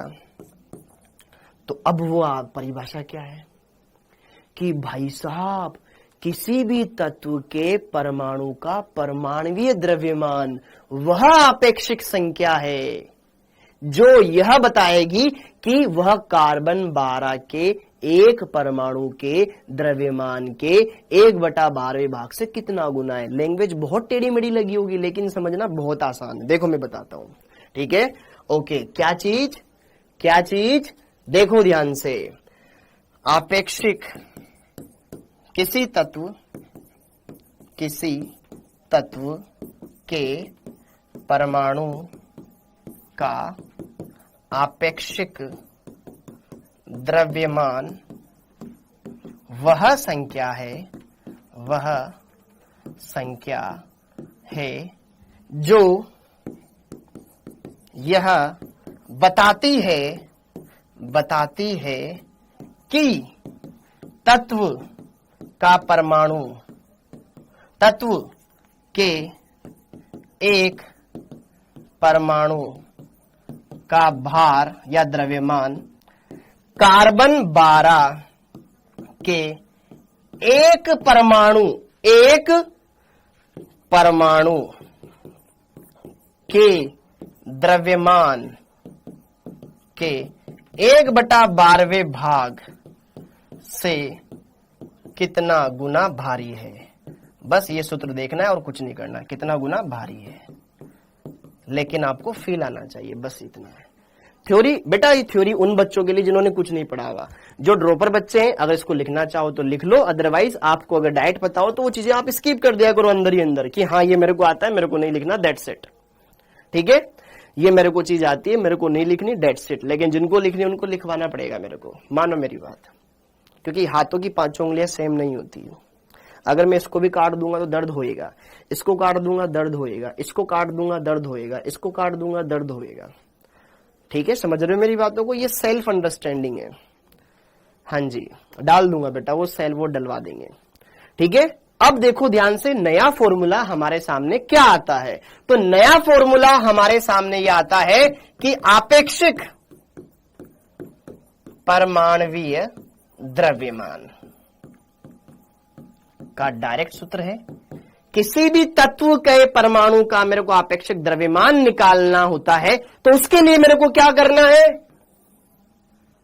उसके लिए सिंपल सा मेरे को यह करना है कि किसी भी तत्व के एक परमाणु का भार कार्बन 12 के एक परमाणु के द्रव्यमान के 1/12 भाग से कितना गुना भारी है। तो सूत्र यह बोलता है कि किसी तत्व के एक परमाणु का भार ऊपर रखो, परमाणु का भार बटे में कार्बन 12 के एक परमाणु का भार नीचे रखो, इसका 1/12 हिस्सा कर दो। यही तुम्हारे पास सूत्र है। अब देखो ध्यान से, तुम्हारे यहां पे काम की चीजें, काम की चीजें, ये आ गया हमारे पास फॉर्मूला। ये है हमारा नया फीचर जो कि हम आज भी इसको पढ़ते हैं। अब इसमें क्या चीजें हैं? हाँ, नीट दे सकते हो बेटा, नीट दे सकते हो आदित्य, अगर किसी के कितनी % आई हो 12th में, डजंट मैटर। ठीक है, नीट दे सकते हो, 60% से ज्यादा होनी चाहिए बस, क्योंकि खुद को तो बढ़िया लगे कम से कम। हाँ जी, अब अगली बात, क्या इसकी क्या इकाई होगी? क्योंकि जब भी हम कोई पढ़ते हैं भौतिक राशि, उसकी इकाई के बारे में पूछते हैं, इसका मात्रक क्या होगा गुरुजी? तो अब मुझे बताओ इसका क्या मात्रक होता है? बोलो बोलो बोलो बोलो बोलो, क्योंकि धीरे धीरे हम चीजें समेट रहे हैं बढ़िया से, अच्छे से। मोहम्मद शहमाद, देखो कोई बच्चे अगर मेरे से पूछे आपने शॉर्ट नोट्स बना लिए क्या? देखो भाइयों, ये तुम्हारे सामने शॉर्ट नोट्स है, ये तुम्हारे कोर्स में डल जाएंगे, परेशान मत होना भाइयों। ठीक है, बार बार कमेंट मत करना। इसकी कोई इकाई नहीं होती। क्यों? ऊपर भी भार, नीचे भी भार। अगर मैं ऊपर ग्राम लिखूंगा तो नीचे भी ग्राम, ग्राम से ग्राम, छम छम, तो इकाई कुछ भी नहीं है। मात्रक से मात्रक, छम छम। हाँ या ना? यह इकाई, यह आपेक्षिक परमाणवीय द्रव्यमान क्या होता है? इकाई रहित होता है। इकाई रहित अर्थात मात्रक हीन होता है।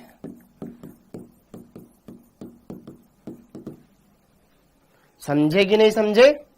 मात्रकहीन। क्यों? क्योंकि ऊपर भी भार है, नीचे भी भार है। समझ गए? समझ गए? अब यहां पे जरा हर एक चीज को तुम्हें बढ़िया से पकड़ना है, बढ़िया से समझना है बेटा। डोंट पैनिक, बढ़िया से अच्छे सारी चीजें कवर होगी। अच्छा तो सर हमें बता दो, तो देखो ध्यान से, यहां पर सारी चीजें, यहां पे तत्व और यहां पर तत्व का परमाणु भार या द्रव्यमान, परमाणु द्रव्यमान एक ही बात है, या परमाणु द्रव्यमान पूछते हैं वरना बच्चे, सर बताओ ना। अब जरा देखो ध्यान से, ये तुम्हें ध्यान रखना है।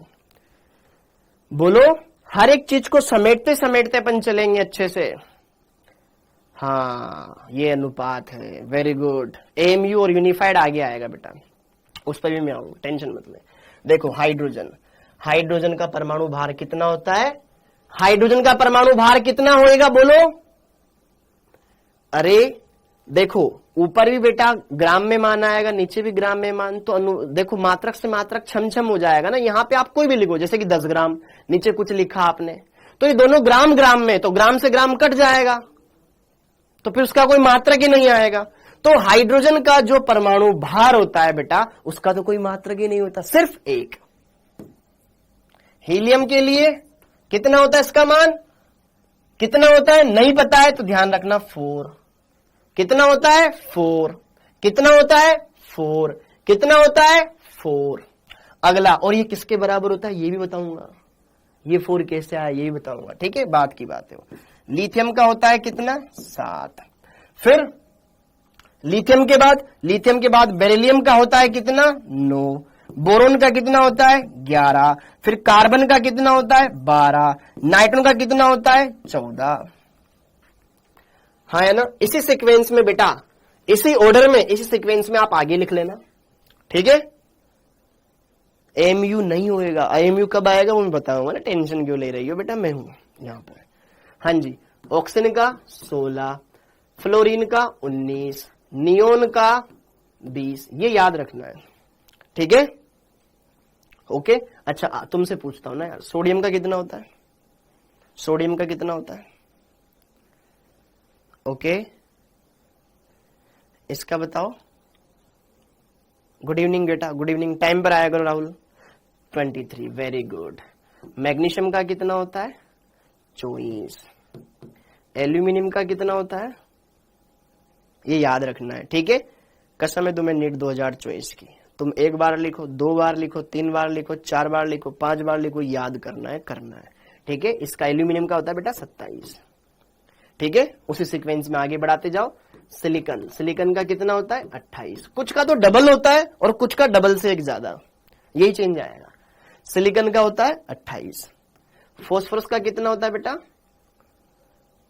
31। बेटा 15 तक चलेगी क्लास, ठीक है, 7-15 तक चलेगी, ठीक है, 31।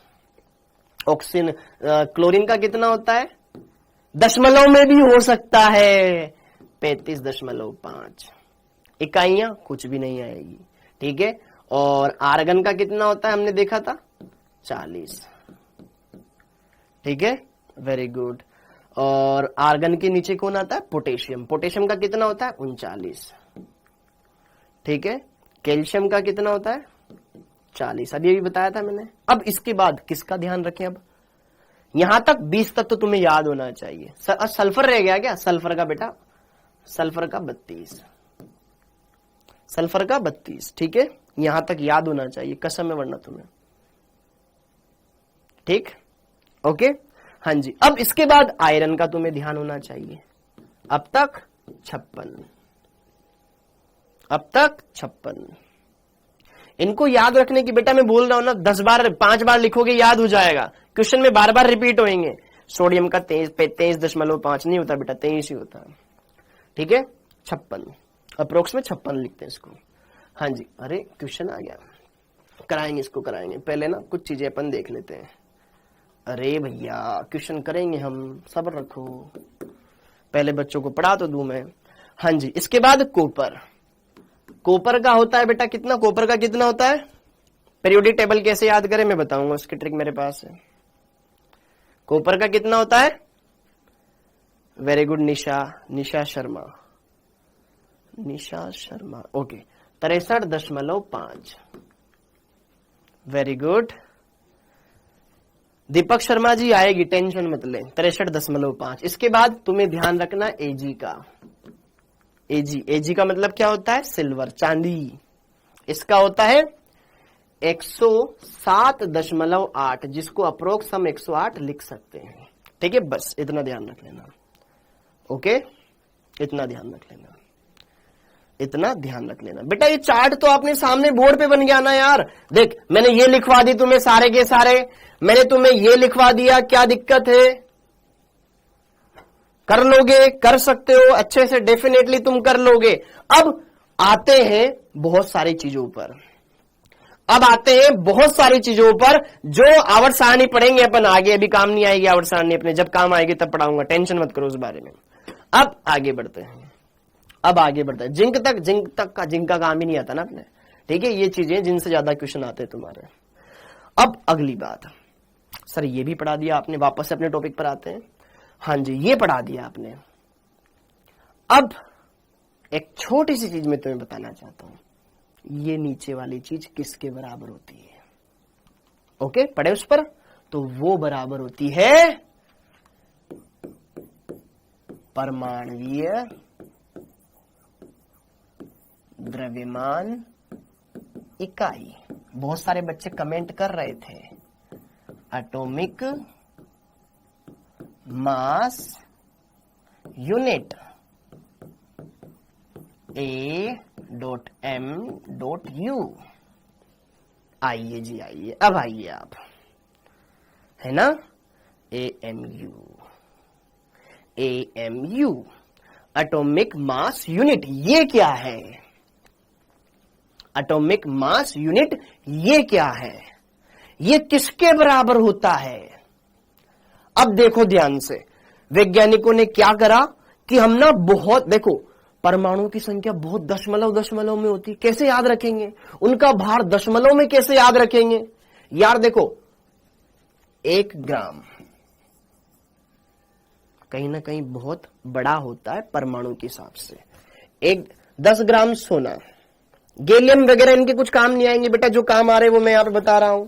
हाँ अच्छा, हाँ तभी मैं समझ गया था। अब जरा देखो ध्यान से, वापस से फोकस करते हैं। 1 ग्राम सोना, 1 ग्राम सोना, 10 ग्राम सोने का भाव चल रहा है मार्केट में भी।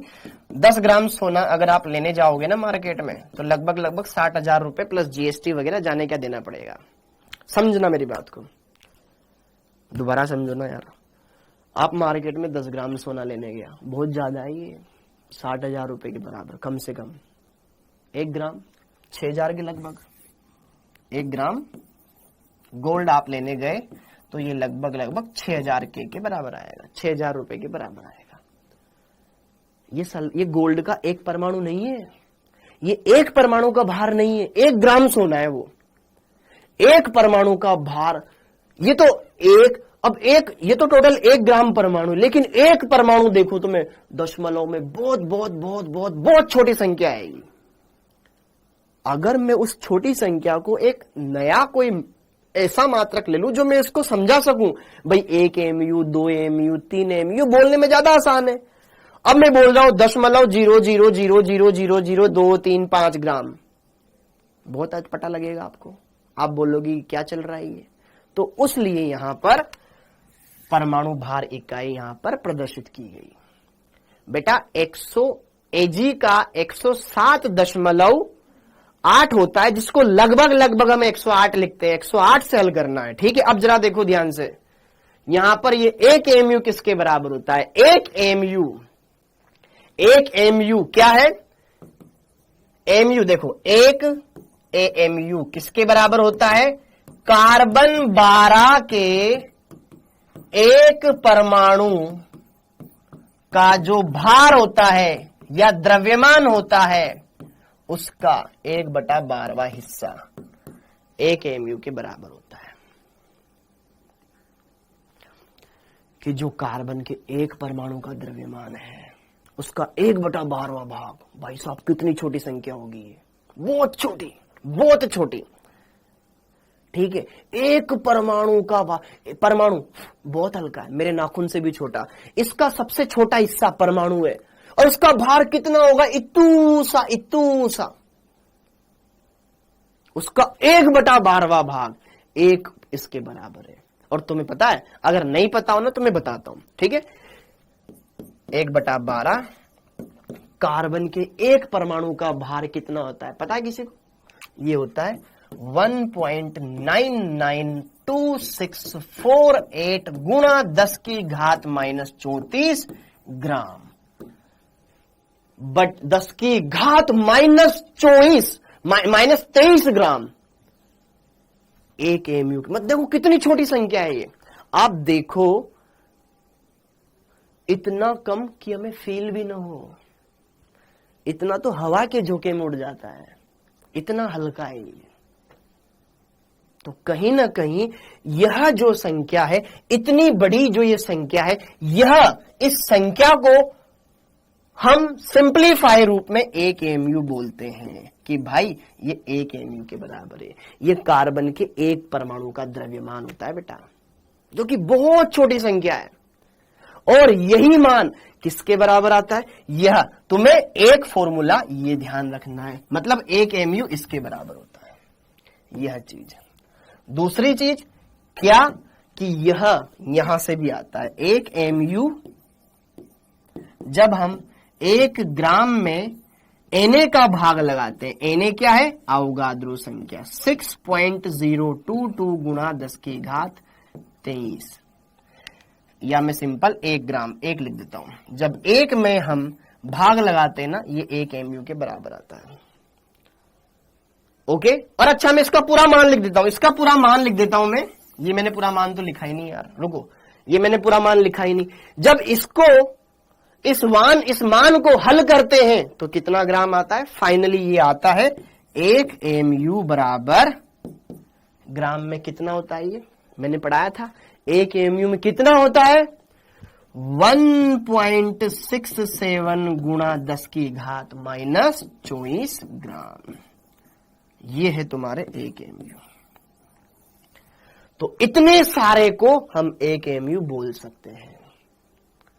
समझ में आया बेटा? दोबारा से देखो, 1 एमयू किसके बराबर होता है? कि सर जो कार्बन 12 है उसके एक परमाणु का द्रव्यमान है ना, उसका 1/12वां भाग। एक परमाणु का द्रव्यमान इतना होता है, उसका 1/12वां भाग इतना। इसको जब हल करते हैं तो ये मान आता है, और ये हमने पहले ही लिखा हुआ है कि 1 एमयू में इतने ग्राम होते हैं, जो कि एक प्रोटॉन का भार है। याद है किसी को? पता है ये प्रोटॉन का भार है। समझ में आया कि धीरे धीरे चीजें लिंक कर पा रहे हो? धीरे धीरे चीजें लिंक कर पा रहे हो? अरे यार पहले मैंने ये रटा था, ये मैंने पहले रटा था, ये ऐसे आया था। समझे कि नहीं समझे? ये ऐसे आया था। ठीक है, 1 एमयू इतने के बराबर होता है। समझे? समझे? अरे सब समझ में आएगा, चिंता मत कर, सब समझ में आएगा। ये इतने के बराबर होता है। अब इसका एक और फॉर्मूला, एक और क्या कि यार यही 1 एमयू जब हम 1 में अवोगाद्रो संख्या। ओके, अब जरा देखो ध्यान, जब यार बेटा आप क्वेश्चन करोगे ना, ऑटोमेटिक धीरे धीरे आपको फील आने लग जाएगा, बढ़िया से बढ़िया फील आने लग जाएगा। टेंशन मत लो। 1 एमयू यही मान किसके बराबर होता है? जब हम क्या करते हैं, 1 में Na का भाग लगाते हैं, अवोगाद्रो संख्या का भाग लगाते हैं। ये और ये 1.67 गुणा 10 की घात माइनस 24 ग्राम, ये आपस में बराबर होता है। ये एक रिजल्ट लिख लो, तुम्हारे काम आएगा। हाँ जी, जहां Na क्या है, अभी हम पता है चीजों को समझ रहे हैं, जमा रहे हैं। Na क्या है? अवोगाद्रो संख्या।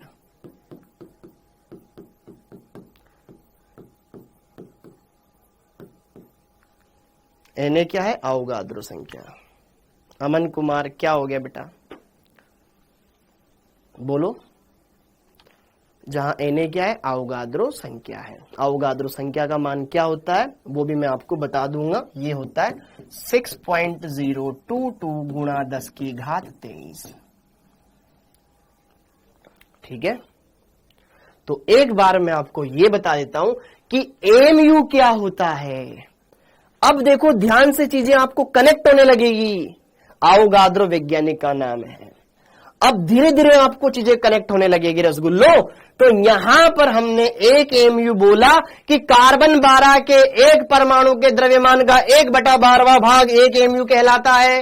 हाँ, कहलाता है कि नहीं कहलाता है? कहलाता है कि नहीं कहलाता है? अब जरा देखो ध्यान से, ये सारी चीजें, एक बेसिक चीज, एक इंपोर्टेंट पॉइंट, किसी को पता है क्या? बताना भैया, किसी को पता है क्या? बताइएगा भाई साहब।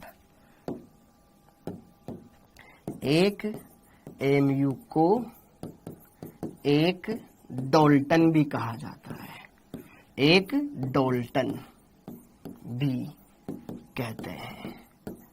किसी को पता है क्या? छोटी छोटी चीजें। 1 एमयू को 1 डाल्टन भी कहा जाता है, क्योंकि डाल्टन साहब की चीजें ये सारी। क्विज ले आओ बेटा, वो भी लाएंगे, क्वेश्चन भी करेंगे, लेकिन मैं उतना पढ़ा तो दूं यार। 1 डाल्टन भी कहा जाता है। 1 डाल्टन बोलो या 1 एमयू बोलो, बात एक ही है। समझ में आया एमयू क्या होता है? दूसरी बात, इसे यूनिफाइड मास यू भी लिखा जाता है। तो एक एएमयू बोलो, एक डाल्टन बोलो या एक यूनिफाइड बोलो, एक ही चीज है। समझ में आया? डाल्टन बोलो या एएमयू बोलो या एक यूनिफाइड बोलो, तीनों एक ही बातें हैं, अलग नहीं है। सर एक डाल्टन में कितने एएमयू होते हैं? सर हमारे सर ने तो डाल्टन लिखवाया, आप तो एएमयू लिखवा रहे हो, हाँ या ना? ओके, क्या ये समझ में आ गया? एक एएमयू बोलो, एक डाल्टन बोलो, एक ये बोलो, ये है। तो ये चीजें क्या है? अब इतनी चीजें हमने पढ़ ली, तो हमने यहां पर जरा देखो, ये फॉर्मूला लिखा था, क्या ये हमें पता चल गया कि यार 1/12 गुणा ये, क्या ये एक एएमयू है?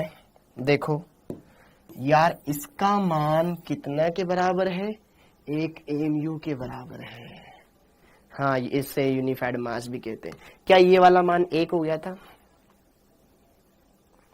क्या ये एक एएमयू के बराबर था? बोलो ना रसगुल्लो।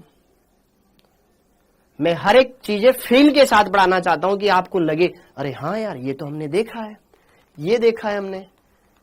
ये यहां पे देखो, कार्बन 12 के एक परमाणु का भार, उसका 1/12 भाग एक एएमयू कहलाता है। तो अब देखो ध्यान से, चूंकि एक बार मैं लिख देता हूं, चूंकि हम ये जानते हैं राम रिलेटिव एटॉमिक वेट कहीं ना कहीं ये था, तत्व के एक परमाणु का भार बराबर में 1/12 गुणा C12 के एक परमाणु का भार। और ये नीचे वाला मान तो एक एएमयू है, हाँ या ना? ठीक है, तो अगर मेरे को एक तत्व के एक परमाणु का भार निकालना है तो क्या करूंगा? इन दोनों को गुणा कर दूंगा, हाँ या ना? बोलो, अगर मुझे तत्व के एक परमाणु का, मेरे को तो बस एक परमाणु का भार चाहिए, सबका नहीं चाहिए, एक परमाणु का चाहिए, तो इस नीचे वाले मान को इससे गुणा कर दूं क्या? रिलेटिव एटॉमिक मास, आपेक्षिक परमाणुवीय द्रव्यमान जो हम निकाले थे पहले, उसको इससे गुणा कर दूंगा तो तत्व के एक परमाणु का भार आएगा कि नहीं आएगा? बोलो ना रसगुल्लो, फील लाओ। अतः उसको तत्व के एक परमाणु का भार बराबर क्या होगा? ये परमाणुवीय आपेक्षिक परमाणुवीय द्रव्यमान, आपेक्षिक परमाणुवीय द्रव्यमान जो भी है बिना मात्रक वाला, उसको एक एएमयू से गुणा कर देंगे। समझे कि नहीं समझे? उदाहरण देखो, अब उदाहरण, अब देखो तुम उदाहरण। सर उदाहरण करवाओ। जैसे कि अभी समझ में आएगा, ऑक्सीजन के लिए। अब देखो बेटा, छोटी सी चीज, ऑक्सीजन का परमाणु भार कितना होता है? ये बताओ, ऑक्सीजन का परमाणु भार कितना होता है? ऑक्सीजन का परमाणु भार होता है सिर्फ 16। आगे पीछे कुछ नहीं, सिर्फ 16। अभी देखा था, क्योंकि उसका तो कोई मात्रक ही नहीं होता परमाणु भार का। परंतु ऑक्सीजन तत्व के एक परमाणु का भार कैसे निकालेंगे? उसका जो भी परमाणु भार है उसको एक एएमयू से गुणा करेंगे। परमाणु भार कितना? 16 गुणा एक एएमयू कितना आएगा? 16 एएमयू आएगा। समझे कि नहीं समझे? तो 16 एएमयू किसका है? तत्व के एक परमाणु का भार है, न कि परमाणु का द्रव्यमान। ये तत्व के, ये परमाणु भार नहीं है, ये परमाणु, ये तत्व के एक परमाणु का भार है, सिर्फ एक परमाणु का। जीएम में क्या होगा वो भी हम देखेंगे। ये समझ में आ गया? ये समझ में आ गया? धीरे धीरे सब आएगा, टेंशन मत लो, सब आएगा, सब आएगा। मैं हूं ना यहाँ पे, सब आएगा। क्लियर कर पा रहे हो? क्लियर कर पा रहे हो? इन चीजों को फील कर पा रहे हो? एमयू कब आया? ऐसे आया। अब देखो ध्यान से एक और उदाहरण, एक और उदाहरण। अरे भैया पेज कहां से लाए इसमें? ठीक है, हाँ जी यार, इसमें पेज कहां से ऐड होंगे यार? ये तो गलत जगह खर्च हो गया। तो हाँ जी,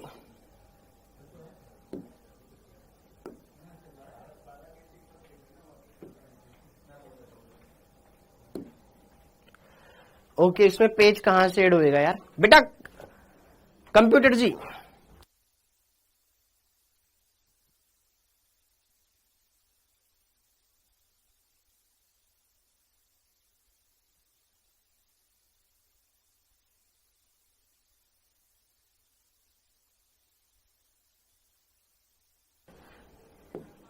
हाँ जी,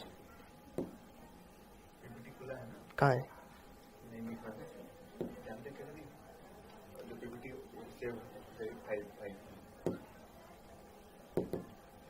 बच्चों वेट,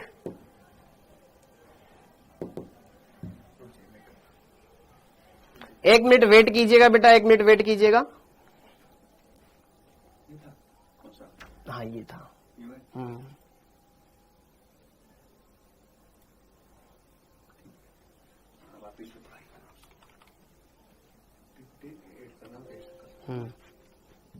खाली तो होगा ही।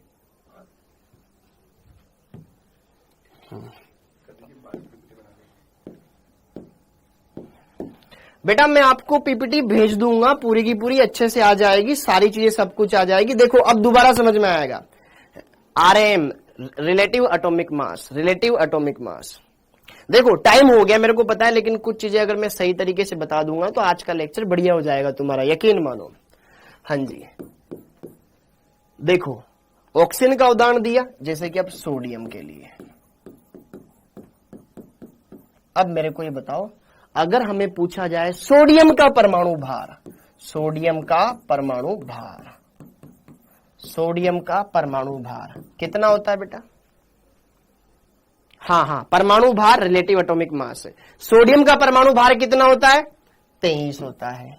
लेकिन मेरे से ये पूछ लिया जाए सोडियम के एक परमाणु का भार, एक परमाणु का भार निकालने पर हम एमयू लगाते हैं, कितना? 23 एमयू। दोनों में फर्क समझ में आया? ठीक है, दोनों में फर्क समझ में आया बेटा? भाई सिर्फ 23 कब लिखना है? जब हमें परमाणु भार पूछा जाए। और एमयू कब लगाना है? जब हमें एक परमाणु का भार पूछा जाए। समझे? 23 कब लिखेंगे? सिर्फ संख्या कब लिखेंगे? जब हमें परमाणु भार पूछा जाए। और एक परमाणु के लिए पूछा जाए तो एमयू लगा सकते हैं। समझ में आया? इतना फील आया? ओके, अणुभार के लिए कुछ नहीं करना, उसको यहां पर इतनी चीजें क्लियर हो गई बेटा, इतनी चीजें क्लियर हो गई। अब यहां पर ये चीजें हमने देख ली है, तो आगे देखो थोड़ा सा। अरे अब तो आगे बढ़ जा भाई यार। ओके,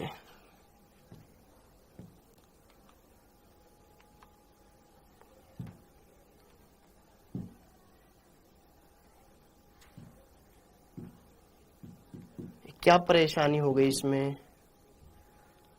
ओहो, आज लगता है इसके पढ़ने का मूड नहीं है। एक्चुअली ना उस स्लाइड में पेज खत्म हो गए। तो अब जरा देखो ध्यान से, ऐसे अपन ने लिख लिया, ऐसे अपन ने लिख लिया। हाँ जी, अब जरा देखो ध्यान से, एक दो उदाहरण यहीं पे लिख लेते हैं, एक दो उदाहरण और यहीं पे लिख लेते हैं। जैसे किसी तरीके से मैग्नीशियम के लिए, मैग्नीशियम का परमाणु भार, मैग्नीशियम का परमाणु भार, ये कितना होएगा? ब्रेक बेटा, बिल्कुल ब्रेक। मैग्नीशियम का परमाणु भाग कितना होएगा? 24। लेकिन मैग्नीशियम के एक परमाणु का भार कितना आएगा? 24 AMU। तो मेरे को दिमाग में ये फिट करना है, अगर मुझसे किसी तत्व का परमाणु भार पूछा जाए तो कोई इकाई नहीं लगानी है, सिर्फ संख्या लिखनी है। अगर मुझे उस तत्व के एक परमाणु के बारे में पूछा जा रहा है, तो पीछे AMU लगाना है। क्या लगाना है? AMU लगाना है, सिर्फ AMU लगाना है। क्या लगाना है? AMU लगाना है। इतना समझ में आ गया? ठीक है, इतना समझ में आ गया बेटा? एक बार सब बच्चे बता दो, क्लियर है? क्योंकि अगले लेक्चर में फिर हम मोल पढ़ सकते हैं, अणुभार पढ़ सकते हैं। परमाणु भार पता चल गया, अणुभार निकाल सकते हैं। ठीक है, क्लियर हो गया? तो यह सारी चीजें आप अच्छी तरीके से कर लोगे, बस आपको सही राह में चलना है। और हाँ, इसमें होमवर्क, यार ये वही लोचा, इसमें आगे बढ़ ही नहीं पा रहा हूं मैं, इस क्लास को न चाहते हुए मेरे को यहीं पर रोकना पड़ रहा है। ठीक है, तो आई होप ये सारी चीजें आपको बढ़िया समझ में आई होगी, तब जाकर के आप आगे वाले क्वेश्चंस लगा सकते हो जो मैं लेकर आया था। ठीक है, सब बच्चे अच्छे से समझ गए होंगे मेरी बात को। अगर किसी को समझ में नहीं आया तो दोबारा नोट कर लेना बढ़िया से। दोबारा से मैं बोल दूं कि परमाणु के किसी भी तत्व के एक परमाणु का भार निकाला जा रहा है तो फिर AMU लगा रहे हैं हम, परमाणु भार में नहीं लगा रहे। परमाणु के किसी भी तत्व के एक परमाणु के भार के लिए हम AMU इस्तेमाल कर रहे हैं। ठीक है, जो उसका रिलेटिव एटॉमिक मास है या परमाणुवीय द्रव्यमान है या परमाणुवीय भार है, उसमें नहीं लगा रहे हैं। ठीक है, ध्यान रखना। इसी के साथ आप सभी बच्चों का बहुत बहुत धन्यवाद बच्चों। फिर मिलते हैं सेम टाइम सेम जगह। आप सभी का बहुत बहुत धन्यवाद। जय हिंद।